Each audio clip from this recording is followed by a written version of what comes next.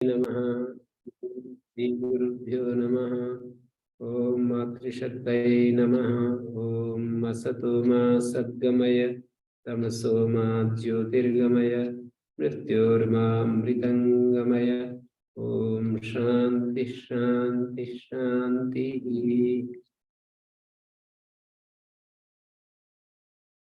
ये रविवार का जो सत्संग चल रहा है उसकी 27वीं कक्षा है। हम अपने जीवन का शोधन करने के लिए 1 घंटे के लिए उपस्थित होते हैं। जीवन का शोधन किस किस चीज का शोधन है, पहले तो ये हमें देखना होता है। शोधन किस चीज का है ये हमें विचार करना होता है।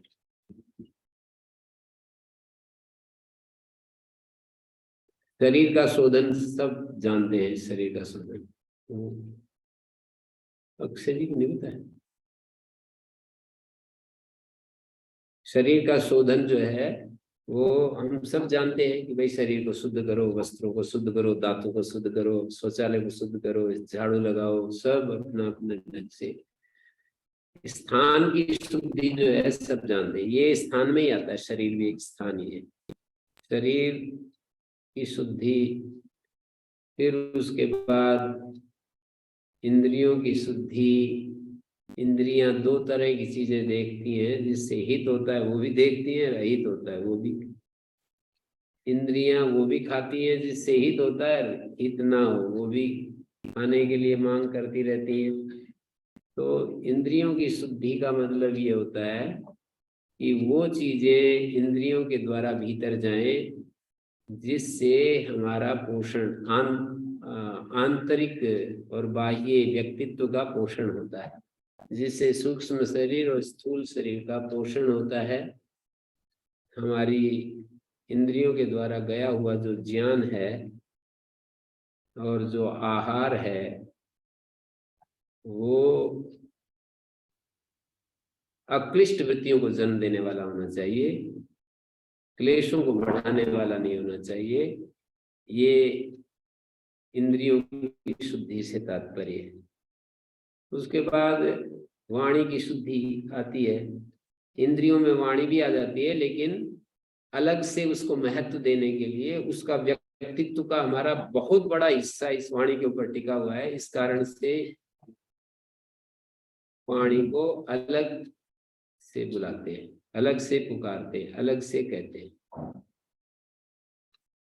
वाणी जो है हमारे व्यक्तित्व का बहुत बड़ा पार्ट है। इस वाणी से हम ध्यान न देने से वाणी से बड़ी हिंसा करते हैं, वाणी से हम बहुत झूठ बोलते हैं, अपना मिथ्याभिमान पालते हैं, अपने व्यक्तित्व को जो हम नहीं हैं वो प्रदर्शित करते रहते हैं वाणी के द्वारा। मैं ऐसा हूं, मैं वैसा हूं। मतलब मान अपमान के चक्कर में हमें अपने स्वरूप को बढ़ा करके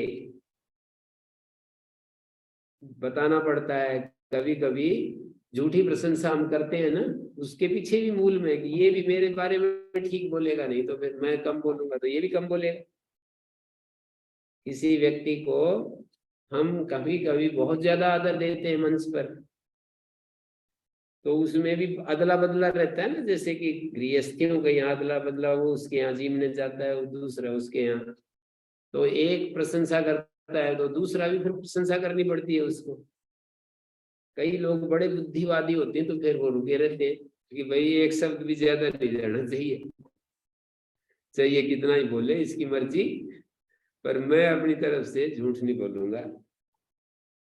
बुद्धि का बहुत नियंत्रण सब जगह प्रयोग करते हैं, फिर वो रुके रहते हैं।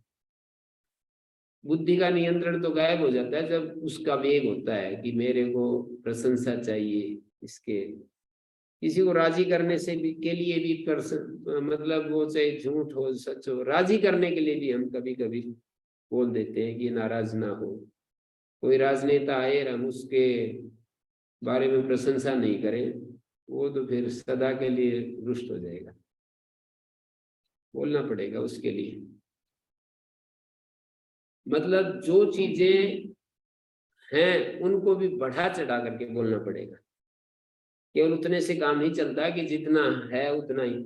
तो वाणी की शुद्धि भी बहुत ज्यादा व्यापक क्षेत्र है उसका। वाणी को शुद्ध करने के लिए 4 वाणी के जो दोष कहे हैं, उद्वेग करने वाली वाणी को रोकना, और झूठ से रोकना, गपशप से रोकना, और दोष कथन से रोकना, अनुद्वेगकरम वाक्यम सत्यम प्रियम हितम चयत, स्वाध्यायाभ्यसनम चैव वांगमयम तप उच्यते।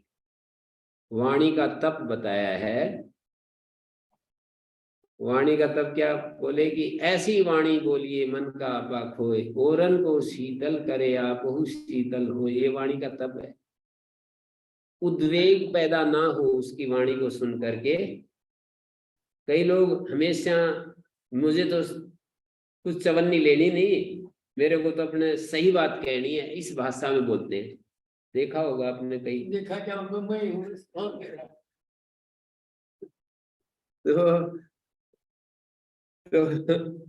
तो मेरे को तो जैसा है वैसा बोलना है। तो शास्त्र कहता है सत्यम ब्रूयात प्रियम ब्रूयात, न ब्रूयात सत्यम अप्रियम। अप्रिय सत्य नहीं बोलना है मुझे, ऐसा शास्त्र जो है, ऐसा शास्त्र ये कहता है कि मुझे सच बोलना चाहिए, और वो सच मुझे नहीं बोलना चाहिए जो अप्रिय सच है। इससे नीचे वाला श्लोक जो इस विपरीत है। नहीं, मैं बोल रहा हूँ सत्यम ब्रूयात प्रियम ब्रूयात, न ब्रूयात सत्यम अप्रियम। अप्रिय सच नहीं बोलना चाहिए। न चा अमृतम प्रियम ब्रूयात, पर प्यारा लगे पर झूठ हो वो भी नहीं बोलना चाहिए। और एस धर्म सनातन है। मतलब चापलूसी में आदमी अब न चा अनृतम प्रियम ब्रूयात, चापलूसी में उसको अगले को प्यारा लगे पर झूठा होता है वो बोलता रहता है, उसको भी मना किया है। पर कठोर सत्य को तो मना ही करते हैं सारे शास्त्र। कठोर सत्य को हमेशा मना करते हैं, पूरे शास्त्रों का सार है। स्वामी जी महाराज, नूरगढ़ वाले स्वामी जी तो यूं कहते थे कि ये वाणी कन्या की तरह है, इसको नंगा मत करो, प्रलय हो जाएगी। तो पर ये सारे दाव पेच वहां पर अहंकार सामने खड़ा रहता है तो सारे चित्त जाते हैं। अहंकार जब प्रबल होता है, और क्या कहना चाहिए उस समय, व्यक्ति में कोई आवेग आता है, अहंकार प्रबल हो या कोई आवेग खड़ा हो जाए तो भी ऐसा ही होता है। क्या करेगा आदमी उस समय जो है, सब भूल जाता है। इसलिए यूं कहते हैं एक एक पल यदि कोई सावधान रहे, यदि हमारी वाणी से किसी को कष्ट मिल गया तो फेल हो गए, अनुत्तीर्ण हो गए उस बिंदु पर। हमारी वाणी से किसी के अंदर उद्वेग आ गया, हमारी वाणी सुन करके किसी को परेशानी पैदा कर दी। मेरे को पता लगा कि किसी की वाणी सुन करके कोई उपवास करता रहा 2 दिन, तो ये मतलब ये तो हो गया ना, हिंसा होगी। तो वाणी जो है, हमारे को वाणी का बहुत ज्यादा सावधान से प्रयोग करना पड़ता है। वाणी का बहुत सावधान प्रयोग। वाणी एक ऐसा हमारे पास वरदान भगवान का है कि ये वेद के मंत्रों को भी गाती है, सच बोलती है, सत्य का प्रकाश करती है, और दूसरों के अंदर उद्वेग भी पैदा करती है, और अहंकार में आकर के झूठ बोल देती है, और दूसरों का अपमान भी इसी वाणी से होता है, दूसरों का तिरस्कार निरादर भी इसी वाणी के द्वारा होता है। तो ये सारे वाणी की अशुद्धि के परिणाम है। उद्वेग भरी वाणी नहीं बोलनी चाहिए। यदि कोई आदमी साधना में प्रगति करना चाहता है तो उद्वेग करने वाली वाणी से बचना पड़ेगा। अब बताओ कौन सा नीचे वाला वो जो जहाँ ये दिया है प्रियम वगैरह, उसके नीचे वाला भी उनका दिया है। अच्छा, वो तो एक अलग बात है।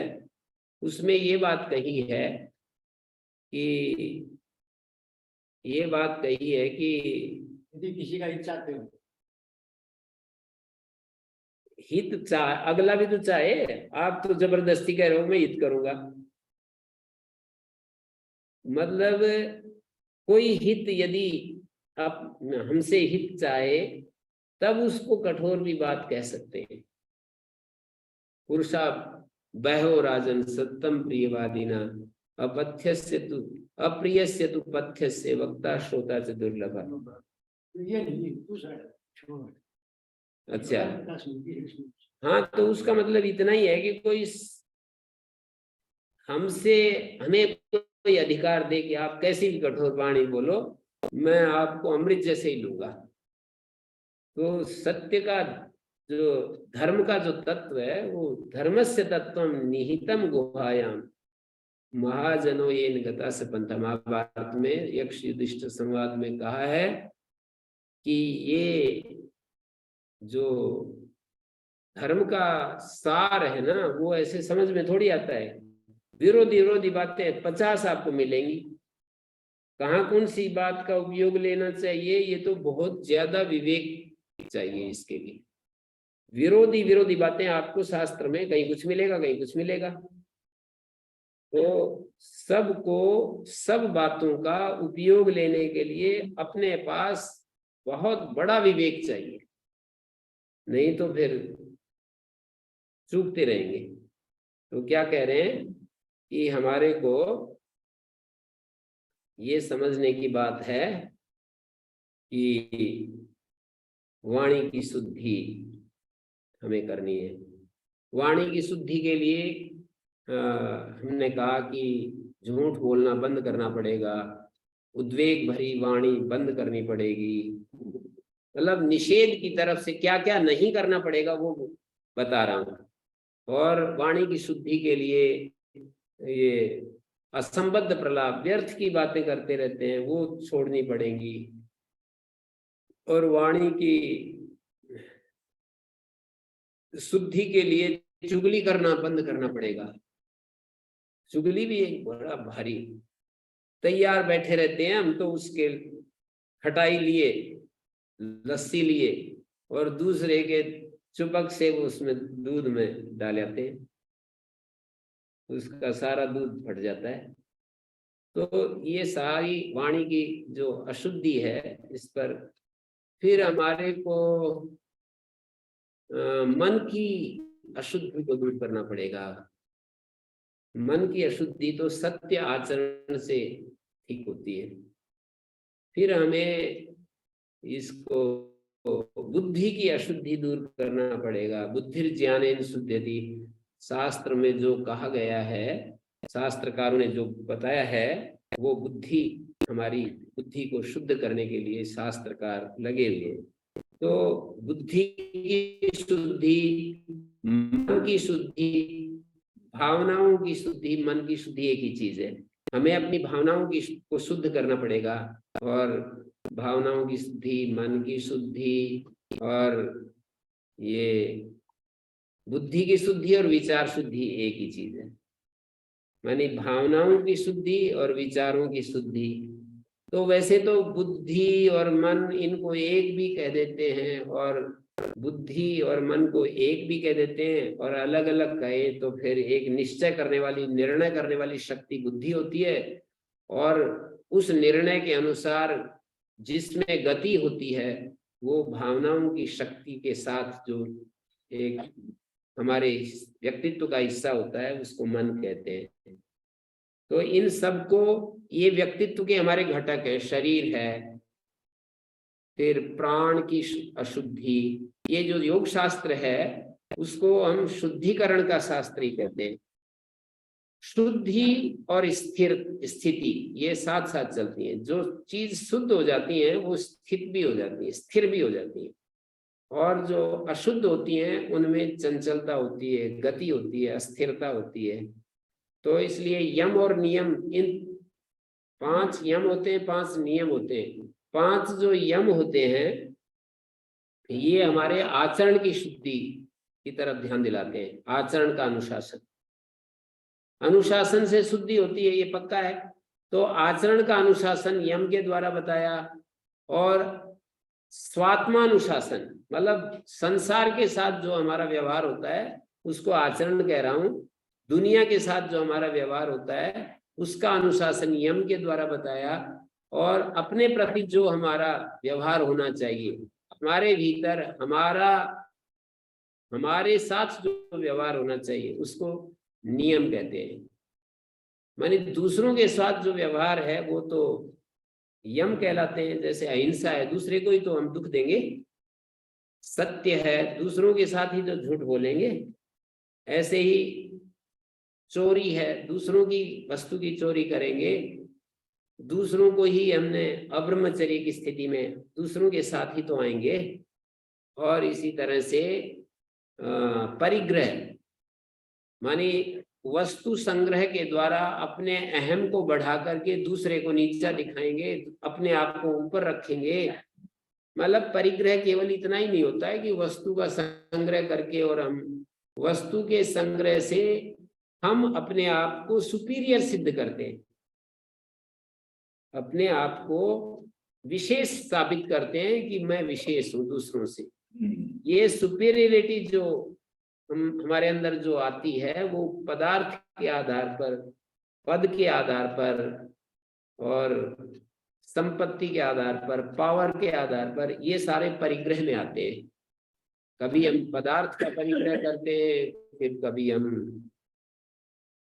पैसे का परिग्रह करते हैं, फिर वस्तुओं का परिग्रह करते हैं, फिर हम पद का परिग्रह करते हैं, फिर सत्ता का परिग्रह करते हैं। मानी ये सब चीजें इकट्ठी करके और हम अपने भीतर, हम परिग्रह का जो परिणाम है वो अभिमान होता है। विशेष अभिमान क्या होता है? अपने आप को बाहर की किसी चीज के द्वारा अपने आप को सुपीरियर सिद्ध करना। किसी भी आत्मा से अलग जो भी कोई चीज है, उस आत्मा से भिन्न चीज के द्वारा अपने आप को सुपीरियर महसूस करना, ये परिग्रह होता है, परिग्रह का परिणाम होता है। इसी को अस्मिता क्लेश भी कहते हैं, इसी को ईगो भी कहते हैं अंग्रेजी में। मानी एक आत्मा है, दूसरा अनात्मा है। क्या क्या अनात्मा है? सब कुछ ही तो अनात्मा है। पैसे भी अनात्मा है, जमीन भी अनात्मा है, हमारा शरीर भी अनात्मा है, हमारा रूप, हमारा यौवन, हमारी वाणी, हमारी बुद्धि, हमारा जो कुछ भी अपने पास है वो आत्मा से भिन्न ही तो है। और उसकी विशेषता के आधार पर, जैसे किसी के पास सुंदर शरीर है, किसी के पास सुंदर रूप है, किसी के पास कुल अच्छे कुल में पैदा हो गया, कोई बहुत संपन्न कुल में पैदा हो गया, कोई व्यक्ति बहुत ज्यादा संपत्तिशाली है। इन सब के आधार पर व्यक्ति में जो एक दूसरों से विशेषता का अनुभव होता है उसका नाम होता है, उसको ही कहते हैं परिग्रह। तो परिग्रह ये दूसरों के सापेक्ष होता है, और नियम जो होते हैं वो अपने सापेक्ष, शौच, संतोष, तपस्या, स्वाध्याय, ईश्वर प्रणिधान, इनमें दूसरों की बात नहीं है। अपने अंदर शुद्धि की प्रक्रिया, अपने भीतर राग द्वेष आदि को धोना, स्वच्छ करना और अपने शरीर को साफ करना, अपने साथ है ये सारी चीजें। ऐसे ही संतोष, संतुष्ट रहना, सारी चीजें जो हमें मिलती हैं उसमें अपने आप को संतोष में रखना। संतोष जो मिला है उसमें संतुष्ट रहना, तप करना और स्वाध्याय, अच्छी पुस्तकों का अध्ययन करना या प्रणव जप करना या भगवान के प्रति अपने आप को समर्पित रखना, ये सब चीजें नियम के नाम से जो 5 चीजें गिनी जाती है वो स्वात्मानुशासन, अपने आप को अनुशासित करने के लिए। दूसरों के सापेक्ष अपना जो अनुशासन है, संसार के सापेक्ष जो न करने की चीजें उनको यम कहते हैं। दूसरों के सापेक्ष हिंसा नहीं करनी, मन, वाणी और शरीर, इन तीनों से हिंसा नहीं करनी। मन, वाणी, शरीर से किसी की हिंसा नहीं करनी। मन वाणी और कर्म में झूठ नहीं बोलना, मन वाणी कर्म से चोरी नहीं करनी, मन वाणी कर्म से अब्रह्मचर्य में नहीं रहना, मन वाणी कर्म से अपने भीतर परिग्रह का भाव नहीं लाना। तो ये दूसरों के सापेक्ष 5 निगेशंस बोलते हैं, 5 निषेध बोलते हैं। तो इससे हमारा आचरण, दूसरों के सापेक्ष हमारा आचरण का अनुशासन शुरू हो जाता है, और अपने सापेक्ष 5 नियम कहलाते हैं। और उसके बाद शरीर का अनुशासन, स्थिरता, शरीर स्थिर करने का अभ्यास करते हैं। उसके बाद प्राण का अनुशासन, उसके बाद इंद्रियों का अनुशासन, उसके बाद मन का अनुशासन। तो ये 6 अनुशासन है। माने दूसरों के साथ जो व्यवहार होता है, व्यवहार का अनुशासन, अपना अनुशासन 2, शरीर का अनुशासन और प्राण का अनुशासन, इंद्रियों का अनुशासन और लास्ट में मन का अनुशासन। तो इन 6 अनुशासन, धारणा ध्यान समाधि मन का ही, तीनों में मन के अनुशासन को ही बढ़ाया गया है। माने धारणा शुरू करके समाधि तक मन का ही अनुशासन है, धारणा ध्यान समाधि। धारणा की प्रगाढ़ अवस्था को ध्यान कहते हैं, ध्यान की प्रगाढ़ अवस्था को समाधि कहते हैं। धारणा की ही प्रगाढ़ अवस्था को ध्यान, ध्यान की प्रगाढ़ अवस्था समाधि। तो ये शुद्धि की बात मैं कही थी। तो इसमें एक शुद्धि का चर्चा जैसे बीच में आई, अहंकार की शुद्धि, ये भी बहुत जरूरी होती है। ये तो एक प्रकार से हमारे कुल मिलाकर के हमारा जो व्यक्तित्व है, जैसे कि हमारा जो अहम है, जिसको हम एक प्रकार से परिग्रह, जो यम 5 यम होते हैं ना, उन 5 यमों में से जो परिग्रह नाम का तत्व है वो हमारे अहंकार से जुड़ा हुआ है। तो उसका शुद्धिकरण भी बहुत व्यापक रूप से, जैसे कि 5 नियम है, उनको 3 भाग, तप, स्वाध्याय, ईश्वर परिधान, इन 3 को एक अलग क्रिया योग नाम दे दिया। ऐसे ही मैं कह रहा हूं कि 5 जो यम होते हैं उनमें से जो परिग्रह को पकड़ करके हम देखें तो ये हमारा अहंकार से जुड़ा हुआ बिंदु है, और अहंकार की शुद्धि जो है हमारे जीवन के लिए बहुत आवश्यक होती है। अहंकार को शुद्ध करना, अहंकार को शुद्ध करने से जीवन में उत्साह आता है, वेग आता है, कुछ करने की इच्छा होती है। अहंकार अशुद्ध होता है तो बस चीजें इकट्ठी करते हैं, उनके द्वारा हम अपने आप को बड़ा साबित करते हैं और दूसरों को नीचा दिखाते हैं। अपना ओवर इवेल्यूशन, दूसरों का अंडर इवेल्यूशन, और एक गरूर जैसा होता है हमारे भीतर। अहंकार जब आता है तो दूसरों से हमारे भीतर एक विशेष घमंड जैसा होता है, अपने आप को, अपनों को हम विशेष अनुभव करने लगते हैं और दूसरों के प्रति हीन भावना आती रहती है। तो ये अहंकार की शुद्धि का भी एक बिंदु, जैसे मैंने सामान्य रूप से अहिंसा, सत्यस्तेय, ब्रह्मचर्य के साथ में अपरिग्रह की बात कही, तो परिग्रह में ही अहम का दूषण छिपा बैठा रहता है, और अपरिग्रह में, त्याग में, अपरिग्रह का यदि हम अपोजिट शब्द प्रयोग करें तो त्याग होगा। त्याग में जो है वो अहंकार की शुद्धि छिपी रहती है। अहंकार को शुद्ध करने के बिना आदमी में प्रगति के लिए उत्साह नहीं आएगा। व्यक्ति जो है अपने आप को जिस स्थिति में पाता है उससे ऊपर उठने के लिए वेग नहीं आएगा। तो आदमी जहां भी बैठा है, खड़ा है, जहां पर भी वो स्थित है, अहंकार ही तो उसको प्रेरित करता है कि भाई भगवान ने तेरे को इतनी बड़ी शक्ति दी, तू ऐसे बोलता है ना, तेरा ये स्वरूप नहीं होना चाहिए जो तू जी रहा है, ये तेरा कोई जीवन है, ऐसा ऐसा अपने आप को सुनाता है और उसको प्रेरणा मिलती है कि मुझे और ऊपर उठना चाहिए, आगे बढ़ना चाहिए। तो ये अहंकार शुद्ध होगा तो हम जीवन में एक आध्यात्मिक दृष्टि से ऊंचाई की तरफ आरोहण करने लगेंगे। और अहंकार जब अशुद्ध होगा तो चलो आरोहण तो करते ही एक एक दिशा में, लेकिन उसमें दिक्कत ये होती है कि दूसरों के प्रति हीन भावना और अपने प्रति अहम भावना, ये दो चीजें अहंकार की अशुद्धि के फलस्वरूप, परिणाम स्वरूप हमको देखने को मिलते हैं। तो हमें शुद्धि से जीवन की शुरुआत करनी। और कौन, ये स्वामी जी पूछ रहे हैं कि ये एक बार जो इसको कहाँ घटाएं, जैसे इस अस्तित्व में तीन चीजें हैं, एक मैं हूं, एक यह है और एक वह है। तो वह तो पूर्ण शुद्ध है, इसलिए उसको शुद्ध करने के लिए जो मैंने शुद्धि की बात चलाई, तो यह की शुद्धि और मैं की शुद्धि, इन दोनों की शुद्धि हमें करनी होती है। मैं का मतलब यहाँ पर अहंकार से है, और यह का मतलब ये सारा जो हमारा व्यक्तित्व होता है वो सारा यह में आता है। और मैं की जो क्रियाएं हैं और इंद्रियों की जो क्रियाएं हैं, वाणी की जो क्रियाएं हैं, शरीर की जो क्रियाएं हैं, उनको भी हमें प्योरीफाई करना है, उनको भी शुद्ध करना है। माने एक मैं है, एक यह है। यह का मतलब ये पूरा जगत, और ये शरीर, इंद्रियां, मन, बुद्धि, ये भी यह के अंतर्गत आते हैं, इनकी क्रियाएं भी यह के अंतर्गत ही आएंगी।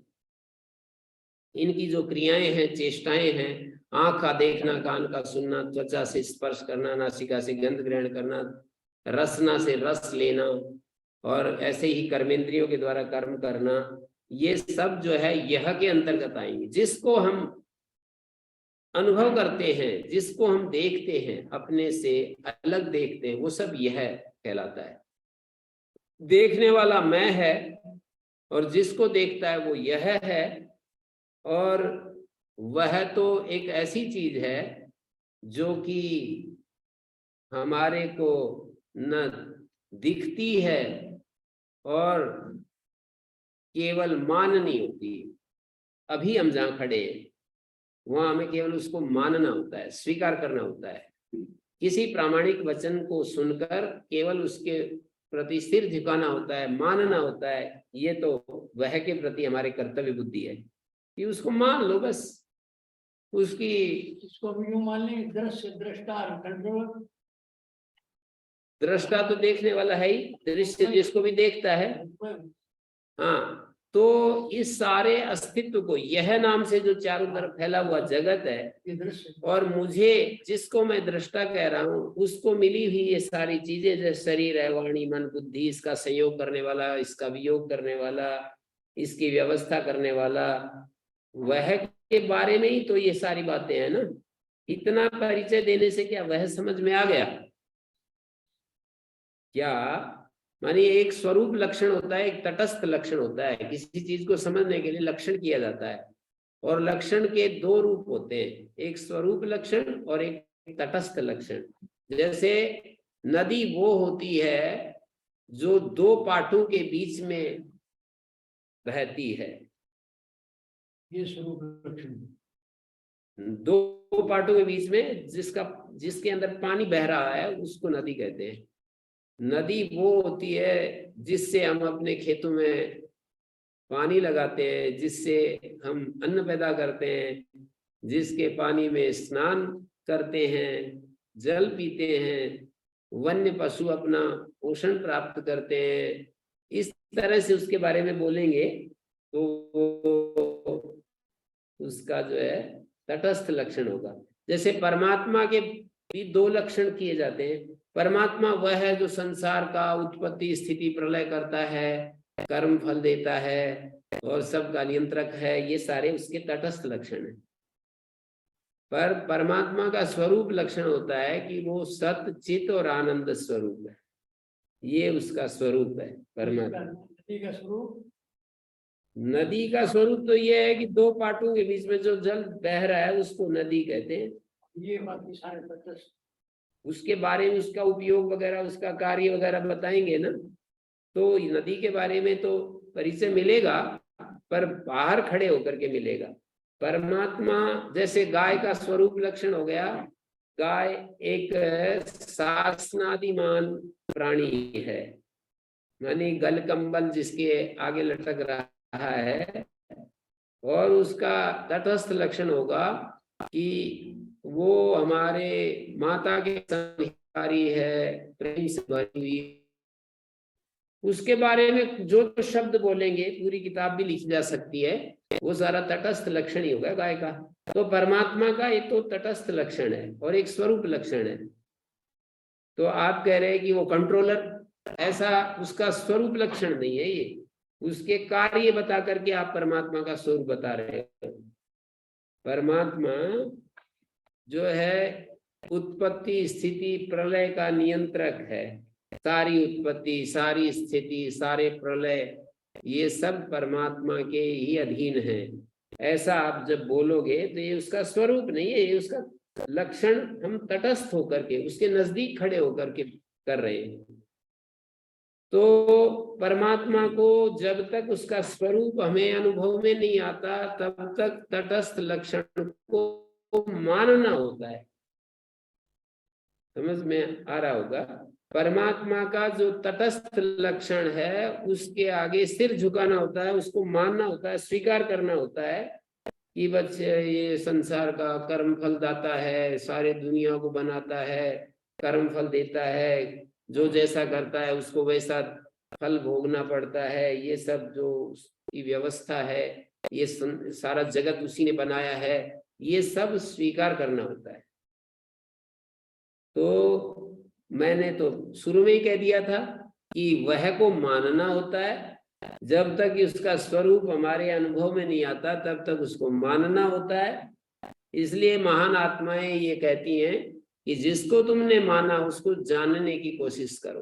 तो जिस परमात्मा को हमने माना उसके तटस्थ लक्षणों के आधार पर माना कि सृष्टि करता है, इस उत्पत्ति स्थिति प्रलय करता है, वो सबको कर्म फल देता है, जो जैसा करता है उसको वैसा ही फल देता है। ये सारे जो व्याख्यान हैं परमात्मा के को समझाने के लिए तो हैं, लेकिन उसके स्वरूप को नहीं बता रहे।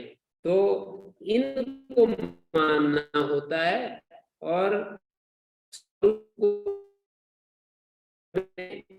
में जाना होता है, स्वरूप के साथ अभिन्न होना होता है।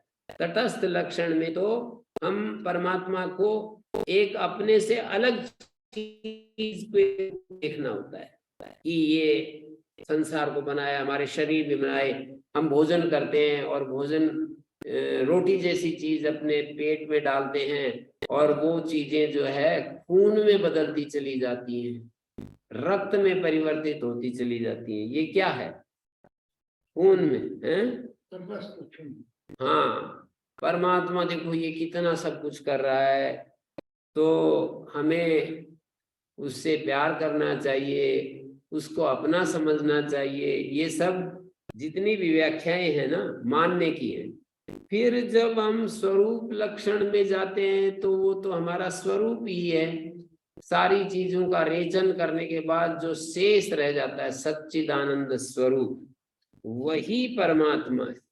सभी चीजें हटाने के बाद, शरीर से हटा दिया, अपने मन को इंद्रियों से हटा दिया, अपने आप को, हमारा जो बिखरा हुआ रूप है ना, शरीर के साथ तादात्म्य है, मन के साथ, बुद्धि के साथ, इंद्रियों के साथ, इन सब को हटाने के बाद जो सतचित आनंद बच जाता है वो तो स्वरूप ही है। तो ये जो जब तक ये स्थिति नहीं आती तब तक हम उसको मान कर चले, दृढ़ता से हर क्षण उसको मानते रहे। इसलिए एवं एतद यथार्थत्वम, ऐसा गीता में 11वें अध्याय में भगवान से कहते हैं श्री कृष्ण से कहते हैं अर्जुन कि एवं एतद यथार्थत्वम आत्मानं परमेश्वर। आत्मानं मानी अपने को हे परमेश्वर जैसा तुम बताते हो, एवं एतद यथार्थत्वम, जैसा तुम अपने बारे में कह रहे हो ना, ऐसा ही है, ऐसा ही मैं मानता हूं। लेकिन अगली बात की, द्रष्टुम इच्छामि ते रूपम ऐश्वरम पुरुषोत्तम, हे पुरुषोत्तम मैं तुम्हारे उस स्वरूप को देखना चाहता हूँ, अनुभव करना चाहता हूँ।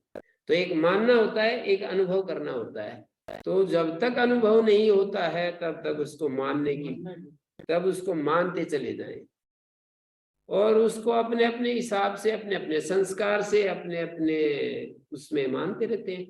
अपने अपने संस्कार के अनुसार अपने अपने हिसाब से उसको मानते रहते हैं हम। तो वह की बात ये है। और मैं जो है, क्या है मैं और यह क्या है, तो मैं क्या है 3 स्टेजों में इसको व्याख्यान करते हैं। मैं या तो भोगी है, जब अज्ञान अवस्था में रहता है तो उसके अंदर कामनाएं पैदा होती हैं, अपने से बाहर किसी उसको देखता है, अपने से बाहर चीजों को देखता है, उसके अंदर इच्छाएं पैदा होती हैं, उन इच्छाओं से अपने को सुखी करता है। तो मैं का एक स्वरूप है भोगी। मैं जो है इच्छाओं को चारों तरफ फैला हुआ देखता है, संसार को देखता है, उन संसार के प्रति उसकी दृष्टि जैसे ही खुलती है तो उसके अंदर कामना पैदा होती है कि ये चीज मेरे को मिल जाए, वो चीज मिल जाए। अलग अलग लेवल पर जब छोटे बच्चे होते हैं तो उनके भी इच्छाएं होती हैं, पर इच्छाओं के स्वरूप अलग होते हैं कि खिलौने हो जाए, ये खिलौने को भी वो तो इतना बड़ा महत्व देते हैं कि उसका कोई खिलौना छीन ले तो बस जैसे राज्य ही छीन लिया। वो हमारे प्रोफेसर विमली कहते हैं कि ये मेरी अपनी बेटी के बारे में कि ये छोटी थी तो किसी के घर हम गए तो वहाँ दूसरे बच्चे ने वो इसका खिलौना छीन लिया, तो अब वो जो है मतलब रोने लगी और खिलौना सोते समय भी उसको अपने पास ही, ताकि कोई ले ना ले। तो इस तरह से उनकी भी इच्छाएं होती हैं। फिर युवावस्था में अलग प्रकार की इच्छाएं होती हैं, वृद्धावस्था की अलग इच्छाएं होती हैं, और राजा बन जाए तो अलग प्रकार की इच्छाएं होती हैं, कोई और पद पर पहुंच जाते हैं तो अलग ढंग की इच्छाएं होती हैं। तो इच्छाएं पैदा हो जाती हैं हमारे भीतर। इस मैं के अंदर जब अज्ञान की स्थिति में होता है तो मैं भोगी होता है, लेकिन भोग में यदि दुख दर्शन करने लगता है, भोग में उसको संतुष्टि नहीं मिलती है, दुख दिखाई ज्यादा देने लगते हैं, तो भोग से वितृष्ण होना शुरू हो जाता है और एक बड़ी समाधान की इच्छा उसके अंदर पैदा होती है, जिज्ञासा पैदा होती है कि ये सारा जीवन की इसी तरह से जीना पड़ेगा या कोई समाधान भी है इस जीवन में, इसी तरह से टकरम टकरा रहना पड़ेगा, इसी तरह से दूसरे को नीचा झुकाना, अपने को ऊपर रखना, दूसरे का अपमान करना, अपने को पूजित समझना, यही चलता रहेगा। कभी दूसरे को लूटना, कभी लुटना, कभी मतलब यही सारा संघर्ष जो देख रहे हैं। मान लो अपने को अच्छा और दूसरे, मूल बात तो यही होती है संपत्ति का इकट्ठी करना, और जब वो जाती है हानि होती है तो रोना, आती है तो हंसना। क्या यही जीवन है, हंसना रोना और अपने को बड़ा साबित करना, दूसरे को छोटा करना, दूसरे को आहत करना, दूसरे को कष्ट देना, अपने कष्ट दे करके सुखी होना? ये बड़ी भारी समस्या होती है कि कष्ट दे दे करके और हम चाहते हैं कि हम सुखी हो जाएंगे। तो ये जो चीज है, ये जब समझ में आ जाती है तो वो खोज करने लगता है कि भाई ये तो काम बिगड़ रहा है, कोई रास्ता निकालना चाहिए। तो उस समय वो फिर जिज्ञासा पैदा होती है कि क्या इनका समाधान है या यही जीना रोना धोना ही रहेगा। जीवन में कोई अंतिम उपलब्धि भी है या इसी तरह से मुझे झेलनी पड़ेंगी ये सब समस्याएं? तो उस समय उसके अंदर जिज्ञासा पैदा होती है, और भोग की यदि पूर्ण निवृत्ति है तो जिज्ञासा की भी पूर्ति हो जाती है। जिज्ञासा की शुरुआत भोग में दुख दर्शन से होती है, और जिज्ञासा की पूर्णता दुख भोग से निवृत्ति में होती है। भोग में दुख दर्शन से जिज्ञासा शुरुआत होती है, भोग में दुख दिखता है तो जिज्ञासा शुरू होती है, और भोग से पूर्ण निवृत्ति हो जाए तो जिज्ञासा की भी पूर्ति हो जाए। भोग से यदि पूर्ण निवृत्ति, ये भोग ही है ना सारे, कि मेरे को तो कुछ समझता ही नहीं, ये भोग ही तो है। मतलब ऐसी अपेक्षाएं जो होती है, मेरे को ये कुछ समझता ही नहीं है, इसको मैं देखूंगा, इसको मैं देख लूंगा, इसको समय आने दे, इसको मजा चखाऊंगा, सारे भोग है ये। किसी को झुकाना, किसी को तंग करना, किसी को चुप करना, किसी को मतलब किसी बिना अधिकार के हस्तक्षेप करना, ये सारे भोग ही हैं। किसी ने हमें अधिकार नहीं दिया, हाँ भाई इतनी समझ नहीं है, आपको लिखा रहता है कि ये मोबाइल बंद करके बैठो, तो इतनी देर भी आप चुप नहीं रह सकते इसको। तो मैं ये कह रहा था कि ये सारे भोग ही है ना, मतलब भोग यही नहीं है, इंद्रियों के भोग होते हैं एक अलग प्रकार के। जैसे आंख का भोग रूप है, कान का भोग शब्द है, रसना का भोग अच्छा भोजन है, त्वचा का भोग स्पर्श इंद्रिय का सुख है। 5 इन भोगों के अलावा एक हमारे अहंकार का भी भोग होता है कि मेरे को कैसे ऐसे कह दिया, और हमारे मन का भोग होता है, मेरे पास जो है ना, मेरे पास इतना सुख संपत्ति साधन सुविधाएं होनी चाहिए, इतना मेरे पास ये पद होना चाहिए, वो पद होना चाहिए, सरकार में हाथ होना चाहिए, ये सारी चीजें जो है, ये सब चीजें मन के भोग हैं। फिर हमारे और भी इसी तरह से हमारे भोग होते हैं। बुद्धि का भी एक भोग होता है, मानी बुद्धि का भोग तो यही होता है कि आदमी जो है, जो चीजें समझ में आती है तो यूं कहेगा कि मेरे को बहुत ही अच्छा समझ में आता है, सारा अस्तित्व मेरे को इतना अच्छा से समझ में आता है, ऐसे करके उस बुद्धि को मैं के साथ जोड़ देता है। तो ये सारे भोग में दुख दृष्टि जब दिखाई देने लगती है, दुख दर्शन होने लगता है, तो भोग से तृप्ति नहीं होती है, हमारी आंतरिक मांग पूर्ण नहीं होती है।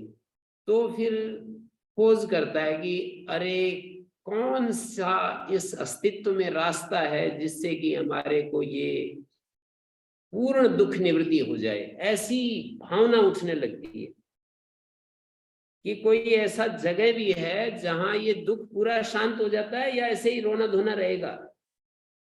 ये जो भावना उठती है, ये भोग में दुख दर्शन से होती। और फिर जब ये पूरा मान लीजिए उसको ऐसा रास्ता मिल गया, ऐसा गुर मिल गया, ऐसा उसको नुस्खा मिल गया, ऐसा नुस्खा मिल गया कि पूरा दुख निवृत्ति, भोग से निवृत्ति होगी उसकी, समस्त भोगों से वितृष्ण हो गया, सारे भोगों से अपने आप को हटा लिया, वैराग्य हो गया पूरा। तो फिर जिज्ञासा की पूर्ति हो जाती है। जो जिज्ञासा थी ना कि मेरा जीवन का कोई ऐसा रूप भी है कि मेरी मांग पूरी हो जाए, या मुझे ऐसे ही रोना पड़ेगा, कभी रोना कभी हंसना, वो रोना ही है, कभी सुख कभी दुख, वो दुख ही है। शास्त्र कहते हैं कि विष मिला हुआ, जहर मिला हुआ जैसे भोजन की जो स्थिति है, वही ये सब है। सुख और दुख यदि मिले हुए, कभी सुख आ गया कभी दुख आ गया, तो दुख ही है। कभी सम्मान हो गया कभी अपमान हो गया, वो अपमान ही है। कभी पावरफुल हो गए कभी कमजोर हो गए, वो कमजोर ही है। तो विचार करने वाला व्यक्ति ये सोचता है कि मेरी मांग की पूर्ति होगी या ऐसे ही रहना पड़ेगा। तो वो फिर कहता है कि ये जो सुख बुद्धि है ना, यही मूल जड़ है। सुख की जो चाह है, यही मूल जड़ है। सुख की चाह को मिटाना ही पड़ेगा। लेकिन उस सुख की पूर्ति में आदमी को बहुत झमेले से जब तक वो गुजरता नहीं है, तब तक सुख में दुख बुद्धि पैदा नहीं होती है कभी भी। सुख को इसलिए कहते हैं कि खूब कमाओ, खूब मेहनत करो, खूब सम्मान पाओ, तो उसमें दिक्कत आएगी, कहीं परिणाम दुख, कहीं ताप दुख, कहीं संस्कार दुख, कहीं गुणवृत्ति विरोध दुख, ये सब आएंगे बीच बीच में। तो कहते हैं कि निठल्ले मत बैठो, मेहनत करो, पुरुषार्थ करो। वेद में कहा है समम अति समम क्राम, ऐसे कहा है। स्पर्धा की बात कह दी, समम अति समम क्राम, अति को क्राम से जोड़ो, समम अपने बराबर जो दौड़ रहे हैं, दौड़ करके पार हो जाओ उनको। एक स्थिति में ये बात है, दूसरी स्थिति में स्पर्धा इतनी ज्यादा बेकार चीज हमें समझ में आती है कि स्पर्धा ने सारी दुनिया को खा रहा, स्पर्धा ही सारी दुनिया को खा रही है। जैसे काम क्रोध इस संसार को खा रहे हैं ना,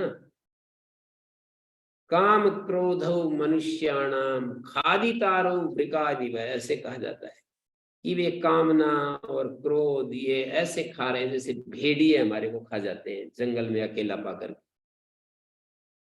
काम और क्रोध, काम क्रोधो मनुष्याणाम खादितारो वृकादिव, ये दो भेड़ियों की तरह है, काम और क्रोध। काम कामना और क्रोध, क्रोध होता है कामना की अपूर्ति में जो दिक्कत होती है ना। तो काम और क्रोध को जैसे भक्षक बना दिए, ऐसे ही ये सारी चीजें, कहीं ईर्ष्या आती है, कहीं द्वेष आता है। ध्यान से देखोगे तो पता लगेगा। कोई सुखी व्यक्ति को देख करके मैत्री भावना आकर के और ईर्ष्या आ जाती है। दुखी व्यक्ति को देख करके सब जगह नहीं, पर करुणा आने की बजाय बड़ा मजा आता है। दुखी व्यक्ति को देख करके करुणा आने के बजाय बड़ा मजा सा आता है, चैन सा मिलता है, तो ये बढ़िया हो गया, सही इलाज हो गया, ऐसे वाणी निकलती है। तो कभी प्रसन्न जो पुण्य आत्मा है उनको देख करके प्रसन्नता होने की जगह असूया आ जाती है बीच में, उसके दोष सामने आ जाते हैं कि ठीक है होगा, ये देखो ना उसका। मैंने किसी को बड़ाई की तो मतलब 4-5 बार तो सुनते रहे, किसी व्यक्ति की बड़ाई की तो 4-5 बार तो सुनते रहे, फिर बोले आप जानते नहीं वो बड़ा चालू है। मतलब वो भी समझते हैं कि ये पुण्यात्मा है, बिल्कुल ईमानदार है, बहुत ही बिल्कुल एकदम सही है, पर बोले वो किसी को बख्शता ही नहीं है, किसी को अपना बड़ा हो छोटा हो सब कोई एक धार पर रखता है, तो उसको भी फिर धर दिया धार पर, ऐसे मतलब उसने कई सारी बातें बता दी। तो हमारा जो है ये जो पुण्य आत्मा को देख करके प्रसन्नता आनी चाहिए, किसी अच्छे व्यक्ति को देखकर प्रसन्नता आनी चाहिए, उसमें असूया आ जाती है। असूया का मतलब होता है कोई ना कोई दोष ढूंढ लेते हैं। गुणवान व्यक्ति में भी दोष ढूंढने का नाम ही तो असूया है, किसी न किसी दोष को ढूंढ लेते हैं। तो इस तरह से हमारा चित्त अशुद्ध होता रहता है। तो गुणेषु दोषारोपण असूया, हाँ, गुणेषु दोषारोपणम, मैं उसको कह रहा हूं गुणों में दोष ढूंढ लेना। गुणों में दोषारोपण ही हो गया ना, दोष ढूंढ करके कह दिया कि इसमें ये गड़बड़ है। गुण है तो उनको स्वीकार कर लो ना, दोष को अलग से कभी बता देना, जब उसका प्रसंग आए और उसको सामने सामने हो तो उस समय आप कर देना। आप लोगों को बहुत ही कई आप पंडितों को देखा है मैंने कि पीछे पीछे एक वाक्य सुनाएंगे, सूत्र सुनाएंगे, मतलब कई लोगों को देखा मैंने। मैं तो अपनी पुष्टि के लिए कर रहा हूँ, मैं तो बोल रहा हूँ आचार्य जी बहुत लगातार विरोध करते हैं, ये ठीक है, फिर तो अच्छा है। तो ये हमारे को शुद्धिकरण की जो प्रक्रिया है ना, वो यह भी शुद्ध है और वह भी शुद्ध है। प्रकृति की जो सृष्टि है इसको हम यह कहते हैं, परमात्मा की सृष्टि या प्रकृति की सृष्टि को यह कहते हैं। परमात्मा भी शुद्ध है, यह भी शुद्ध है, मैं अशुद्ध है, उस अशुद्धि को देखना है। मैं की अशुद्धि कहाँ छुपी बैठी है उसको ठीक करना है। मन की अशुद्धि में एक अस्थिरता होती है, मन की अशुद्धि में एक जड़ता होती है, मन की अशुद्धि में ये दो अशुद्धियां विशेष रूप से देखने लायक है, जड़ता और चंचलता, ये मन की अशुद्धि है। और योगांतराय नाम से बहुत सारी अशुद्धियां गिनाई हैं, व्याधि स्त्यान संशय प्रमाद आलस्य अविरति भ्रांति दर्शन रद्द भूमिकत्व अनवस्थितत्व चित्त विक्षेपास्त्यंतराया, चित्त के विक्षेप या चित्त की अशुद्धि, ये 9 अंतराय गिनाए हैं। तो ये सारी की सारी चीजें मैं में है, यह में नहीं है और वह में भी नहीं है, प्रकृति के मूल तत्व में नहीं है। प्रकृति का जो बना हुआ विकार है उसमें तो फिर आ जाती है अशुद्धि, प्रकृति में अशुद्धि नहीं है। प्रकृति के 2 रूप हैं, एक उसका मूल और उसका एक विकृत रूप, मानी परिवर्तित रूप। जैसे ये शरीर है, हमारा मन है, बुद्धि है, इंद्रियां है, प्रकृति के परिवर्तित रूप है। तो परिवर्तित रूप में अशुद्धि आ जाती है, उस अशुद्धि को समझना। संस्कार की अशुद्धि भी एक अशुद्धि होती है, कर्मों से वो संस्कार अशुद्ध हमारे भीतर बन जाते हैं। उन संस्कारों को हम पहचान तो सकते नहीं सीधे सीधे, पर वृत्तियों से हम अपने संस्कारों को पहचान सकते हैं। हमारे मन में जैसी वृत्तियां उठती हैं, क्लिष्ट वृत्तियां, अक्लिष्ट वृत्तियां जो उठती रहती हैं, उन वृत्तियों से हम अपने मन को पहचान सकते हैं कि मन में संस्कार कैसे हैं। तो उन संस्कारों को शुद्ध करने के लिए निरंतर क्लिष्ट वृत्तियों से बचना और अक्लिष्ट वृत्तियों में रहना। अक्लिष्ट वृत्तियों में जब निरंतर हम रहते चले जाते हैं तो अक्लिष्ट जैसी वृत्ति होती है वैसा ही संस्कार संचय होता जाता है। अक्लिष्ट वृत्तियों से अक्लिष्ट संस्कार पैदा होते जाते हैं और अक्लिष्ट संस्कार क्लिष्ट संस्कारों को हटाते जाते हैं। ये नियम है कि संस्कार संस्कार को हटाते हैं, वृत्तियां संस्कार को वृत्तियां वृत्तियों को हटाती हैं, पर वृत्तियां संस्कार को जन्म दे करके फिर संस्कार को हटाती हैं। ये सीधा सीधा संस्कार को नहीं हटाती हैं वृत्तियां। कोई भी वृत्ति हमारे भीतर जो अच्छी वृत्तियां, अक्लिष्ट वृत्तियां पैदा होती हैं, वो वृत्तियों को हटा देंगी। अक्लिष्ट वृत्ति क्लिष्ट वृत्तियों को हटा देंगी, पर अक्लिष्ट वृत्तियां सीधा सीधा क्लिष्ट संस्कारों पर काम नहीं करती। अक्लिष्ट वृत्ति अक्लिष्ट संस्कारों को जन्म देंगी और अक्लिष्ट संस्कार क्लिष्ट संस्कारों को हटाएंगे। तो ये संस्कारों की शुद्धिकरण की प्रक्रिया है। तो बहुत सारी मैंने अशुद्धि की बातें चर्चा में मैंने की कि हमारे जीवन का लक्ष्य जो है वो मैं का शुद्धिकरण है। जो मैं हूं अपने आप को देखूं कि मैं कहाँ कहाँ किस किस स्तर पर मेरे जीवन में अशुद्धि मौजूद है। तो किसी का कोई प्रश्न है तो थोड़ा समय बचा है, बोलिएगा।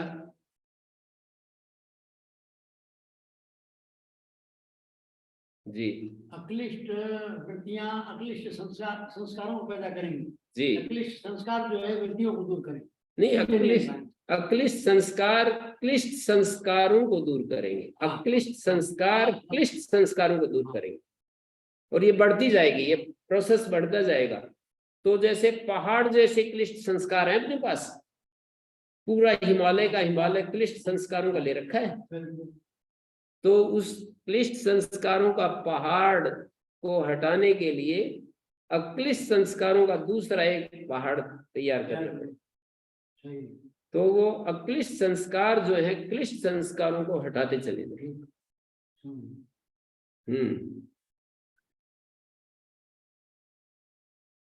हाँ जी।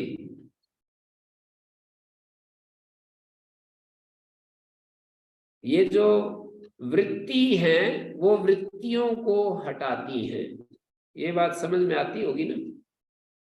जैसे कि एक वृत्ति आ गई हमारे मन में, लोभ वृत्ति आ गई, तो दूसरी वृत्ति लाए, अरे लोभ क्या करेगा, सारी चीज यही रहनी है, आदमी में उदारता आनी चाहिए, ये एक नई वृत्ति आ गई।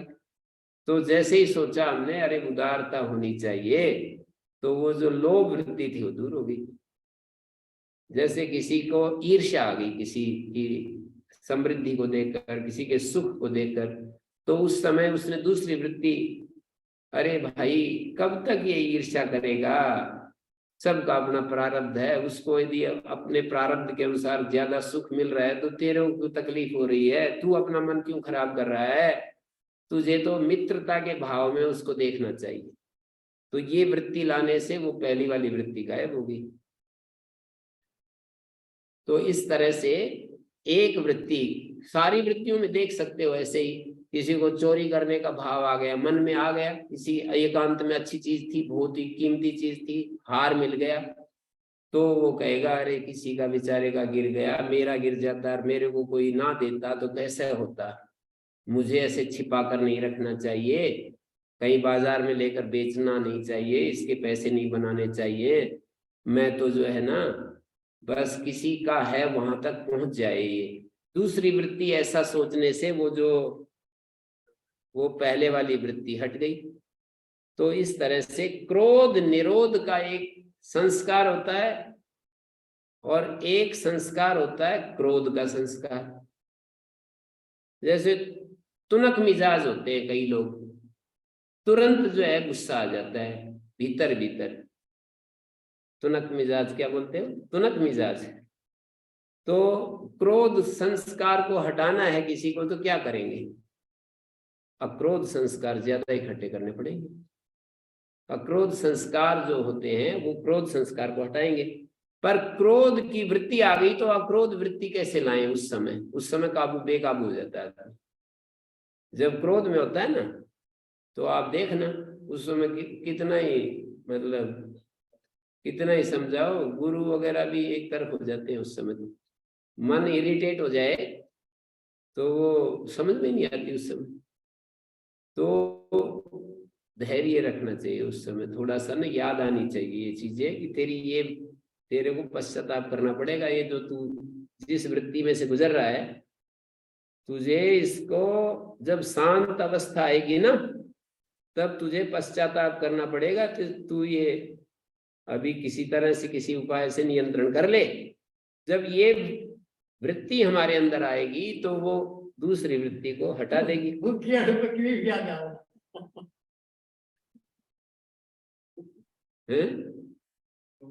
ओम गुरुजी। जी ओम प्रणाम गुरुजी। जी जी जैसे आपने कहा लोभ वृत्ति को दूर करने के लिए उदारता की वृत्ति लेके आते हैं। एक तो विचार हाँ आता है गुरुजी, हाँ एक हम उदारता अब दान से सेवा से उदारता करते हैं तो एक उसका संस्कार होता है, एक विचार का संस्कार होता है।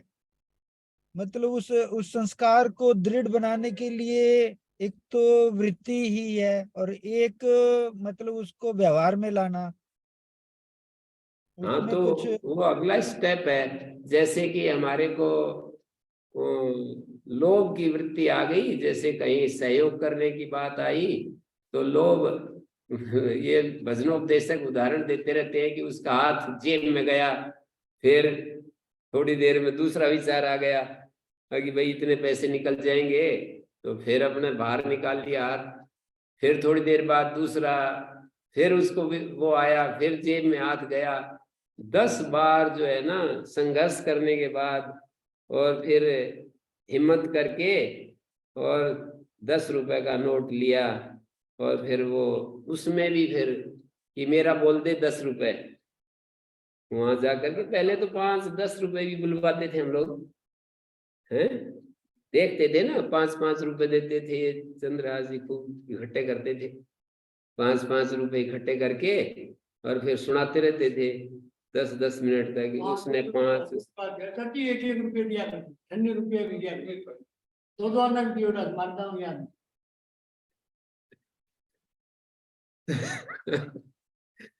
तो तो जी ठीक है, ये तो मतलब उदारता को एप्लीकेशन तो चाहिए ही ना, मतलब कर्म में परिवर्तन, उदारता को विचार में लाना और उदारता फिर कर्म में, मतलब किसी का सहयोग करना।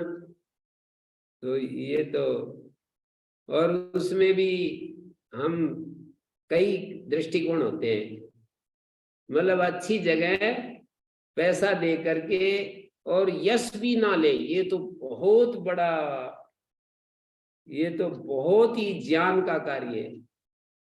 उत्तम ज्ञान के बिना ये तो हो नहीं सकता है। आदमी सहयोग करेगा तो साथ में उसको इच्छा रहती है कि भाई मेरा यश, मेरा सम्मान बढ़े। तो कोई नहीं, धीरे धीरे यात्रा है ये। मतलब ये पथ जो है बड़ा चढ़ाई वाला पथ है। कभी कभी तो सीधी चढ़ाई आ जाती है, कभी कभी सीधी उतराई आ जाती है। नीचे उतरना भी बड़ा मुश्किल होता है। तो ऊंचे ये जो महापुरुष होते हैं, इनके सामने तो सीधी खड़ी उतराई दिखती है, तो इसलिए नीचे उतरते ही नहीं हो। चढ़ गए ना जो, फिर नीचे नहीं उतरते। और सामान्य आदमी तो लटपट रहता है। उतरना है क्या, गिरना है। हाँ, उतरना तो क्या है, गिरना है। तो ठीक है ना। और किसी का कोई जो आपने सृष्टि बनता है, बिगड़ता है, चक्र चलते आ रहा है, कभी तो एक ना अच्छा सृष्टि बनेगा जो स्थिर कभी हो सकती है सृष्टि का। कोशिश तो इसी की है कि अच्छी सृष्टि हो जाए, सबकी कोशिश यही है। पर पता नहीं कब आएगा वो टाइम, पर कोशिश तो ऐसी है। क्या गाली?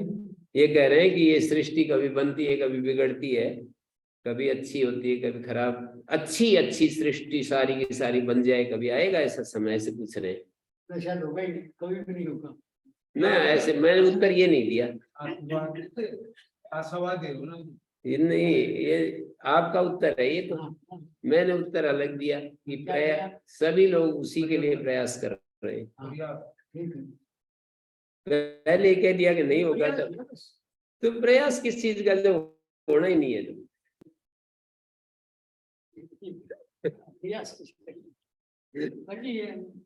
मान गए, ये कह रहे हैं कि ये बात भी ठीक है कि संभव तो नहीं है।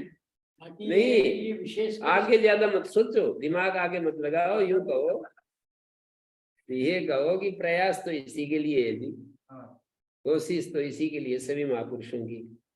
पता है क्या क्या बोलते हैं? उनका उत्साह देखो, देखते ही बनता है। बोले एक भी इस धरती पर अज्ञानी रहेगा, आता रहूंगा, समझाता रहूंगा। जब ज्ञान की पराकाष्ठा में होता है ना आदमी, तो इतना ज्यादा उत्साह में आ जाता है। इस धरती पर एक भी अज्ञानी रहेगा तब तक मैं जन्म लेता रहूंगा और समझा करके मानूंगा। महर्षि दयानंद ने लिखा है, जब वेदों का भाष्य जब प्रकट हो जाएगा, चारों वेदों का, संसार में सूर्य की तरह प्रकाश हो जाएगा। उत्साह देखो इनका। आप कहते हो कि तो असंभव, वो क्यों लगे हुए थे, इतना जो मेहनत कर रहे थे। तो ऋषि थे जी, अब तो किताब है ना, तो ऋषि थे। क्यों? आप भी वही आत्मा है, बस केवल आत्मा वही है, वर्तमान क्षण में आ जाओ।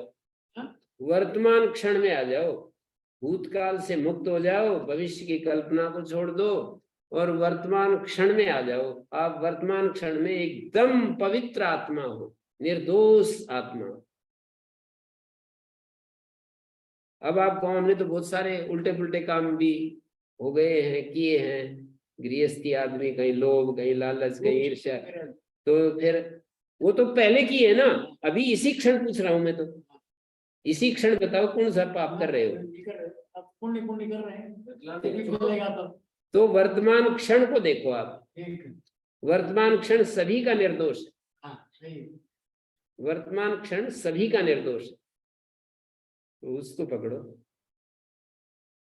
ओम शांति शांति शांति। प्रणाम गुरु जी, प्रणाम गुरु जी। प्रणाम। है ओम।